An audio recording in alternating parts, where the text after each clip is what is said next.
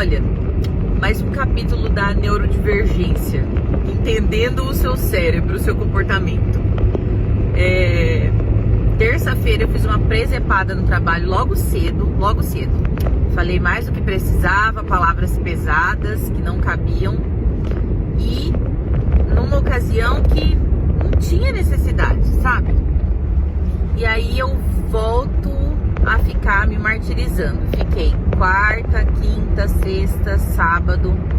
Quando foi no sábado, eu tive uma vivência com a minha filha que eu compreendi o meu comportamento da terça-feira. Olha o que aconteceu. A gente tava indo levar o lixo na lixeira, né? E aí quando eu saio de casa com ela já é uma tensão, porque eu sei que dependendo de quem estiver lá fora, como eu já disse anteriormente, as crianças pedem para eu não deixá-la perto, né? E tem algumas crianças que evidenciam isso muito, falam que não gostam dela, que não querem ela perto, que não querem brincar com ela. Ou se a gente vai brincar e eles fingem que estão suportando a presença dela lá, dá pra ver, né, as sutilezas das reações. Tipo, dá uma bala escondido, daí fica negando um brinquedo. Isso tudo vai ferindo, né? E quando a gente saiu com o lixo pra levar até a lixeira, tinha já umas crianças lá no playground. E eu fiquei com medo já de quem seriam essas crianças e qual seria a reação da Laís, qual seria a reação das crianças e o que ia acontecer. Daí já saí com o coração em alerta. E aí quando eu cheguei na lixeira, que eu fui depositar o lixo, era justamente crianças que eu não queria encontrar. E a Laís foi toda bonitinha, né? E no caminho até chegar na lixeira, já para prepará-la, eu falei: filha, as crianças que estão brincando, elas não gostam de brincar com você, mas a gente vai passear, a gente vai encontrar amigos da sua escola e aí você vai ficar feliz.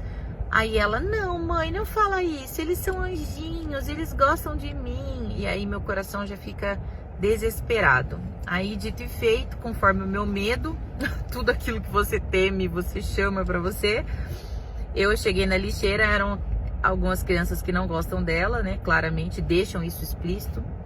E aí, ela foi lá toda felizinha e falou: posso brincar com vocês? Aí as crianças falaram: a gente não tá brincando. Sentadas na balança e falaram que não estão brincando. Aí o meu sangue veio todinho na cabeça, igualzinho do episódio da terça-feira, só que dessa vez interpretando a situação que a minha filha estava vivendo. E aí quando eu senti aquela emoção, eu soltei de novo tudo que eu não posso soltar e que é muito além do que precisa. E aí eu falei: tá vendo, filha? Eu não falei pra você? Essas crianças não gostam de você, elas não querem a gente perto delas. E peguei minha filha no colo. Isso não se fala, né, gente? Principalmente pra criança pequena. Mas enfim, falei. A dor era muita e sai. E aí peguei minha filha, ela saiu gritando, chorando. E quando ela chora, ela quer me machucar, né? Porque ela não queria que acontecesse daquele jeito. Ela não entende da maneira que eu tô entendendo. E aí eu falei pra ela: vamos embora. E ela: não, mamãe, elas são anjinhos, você isso. Começou a ficar brava comigo e chorando. Aí eu fui pra dentro, consolei minha filha, montei uma brincadeira pra gente lá na sala, espalhei os brinquedos, montei uma estação de brincadeira pra gente. E aí ela ficou toda feliz, entretida, e eu fui refletir sobre aquilo. Quando, principalmente, né, um cérebro TDAH, autista, quando ele sofre um impacto emocional, ele, mesmo que passe... Qualquer cérebro, na verdade, é assim, né? Mas eu acho que o problema da neurodiversidade é a falta do filtro. Porque qualquer cérebro que sofre um impacto, você vai, quando você vive aquela situação novamente, você vai agir como se o impacto tivesse sido naquele momento, aquele impacto que te traumatizou. E aí volta aquela emoção, você vive uma situação nova com a mesma emoção traumática feita anteriormente. Deu pra entender? Quase nada, né? Mas enfim, o que acontece é que a gente fica tão saturado e machucado e cansado de viver essa rejeição e esse... como que eu posso dizer? Essa agressão velada, sabe? É uma agressão que é uma piada em formato de brincadeira, é um desmerecimento, é uma desvalorização, a pessoa fica diminuindo você para ela ficar bem no grupo, fica menosprezando aquilo que você faz, e a gente vive tantas vezes repetidamente isso, que isso se torna um gatilho, se torna um trauma, uma cicatriz muito forte. Então, quando eu vejo nuances disso, ou lembro de nuances disso, que já aconteceu, que já passou, que já era para estar resolvido, né? Numa mentalidade madura,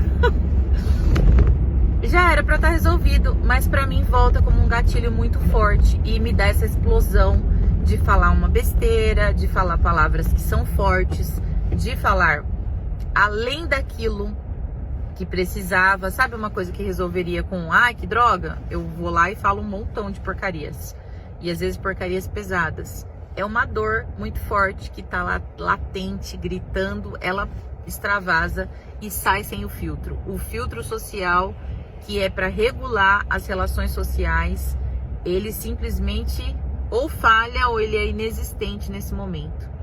E aí eu vi, pelo comportamento da minha filha, a explicação do meu comportamento aquele dia. E minha filha é um cérebro, claro, em desenvolvimento, totalmente imatura, né? Ela tem 5 aninhos de idade, ela tem agora comportamentos de uma criancinha de 2,5, 3 aninhos. Então, é muito aceitável que minha filha se comporte de uma forma esquisita, não validada socialmente, que ela seja infantil.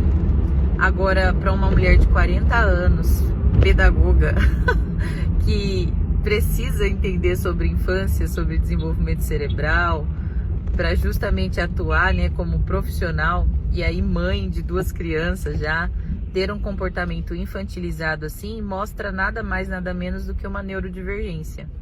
E aí eu consigo hoje refletir sobre essas limitações, e a partir da luz, que é você ter consciência sobre essa sua limitação, sobre esses seus gatilhos que te faz ter comportamentos inadequados, a partir da luz dessa consciência, tentar escolher um comportamento mais adequado numa próxima situação. É sobre isso. Isso é neurodivergência, isso é se conhecer para você aprender a interpretar o mundo e melhorar como ser humano. A gente não consegue hoje, talvez não consiga amanhã, mas a gente vai seguir tentando. Um beijo da professora Lenita.